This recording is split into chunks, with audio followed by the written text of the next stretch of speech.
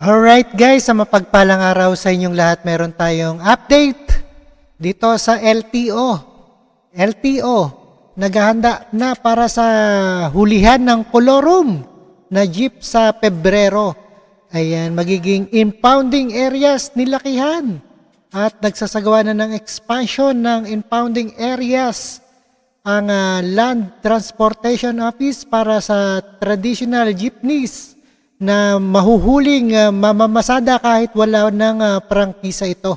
At yun sa LTO, naghahanda ito para sa hulihan ng mga pasaherong sasakyan na bigong mag-consolidate ng kanilang prangkisa kaugnay ang PUB Modernization Program. Lare.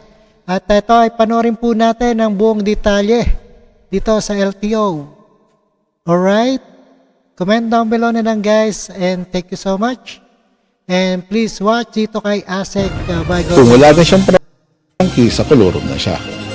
Huli naman siya, kolorum. Merong criminal liability yan. We have filed criminal cases against kolorum operators. No? At ang multa 3 million po yan, may merong batas yan. No? So impounded po yan. No? Pagsapit ng February 1 ngayong taon, magkakaroon na ng hulihan sa mga tradisyonal na jeep na hindi nakapag-consolidate o nakapasok sa Ayan, malinaw. February 1 ang hulihan ng jeep na walang prangkisa, hindi naka-modernization at hindi nakapag-consolidate.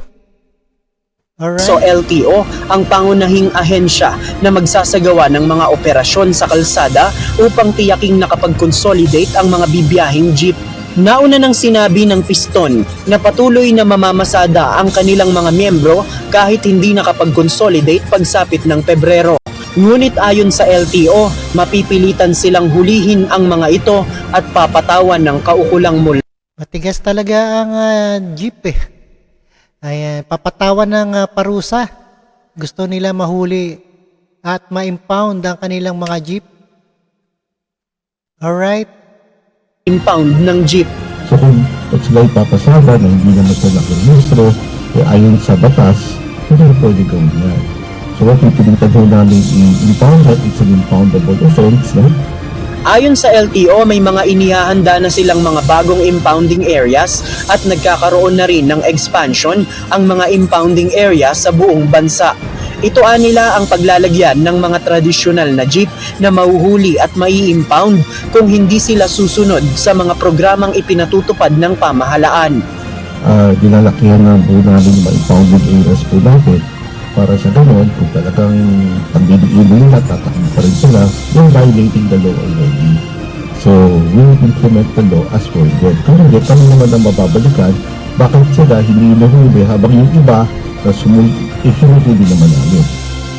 Ayon sa LTO, mayroong mga bagong impounding areas na bubuksan sa Carmona, Cavite, gayon din sa MOA area sa Pasay, Lipa City sa Batangas, maging sa San Pablo at San Pedro, Laguna. Habang magkakaroon naman ng expansion sa mga impounding areas ng LTO sa Bulacan, Pampanga, Tarlac at Nueva Ecija. Batay sa pahayag ng Land Transportation Franchising and Regulatory Board o LTFRB, otomatikong wala ng bisa ang Provisional Authority o prangkisa ng mga jeep na hindi nakapag-consolidate simula sa February 1. Ibig sabihin nito, ituturing na silang mga kolorum at pwede nang hulihin sa kalsada kapag pumasada. JP Nunez, UNTV.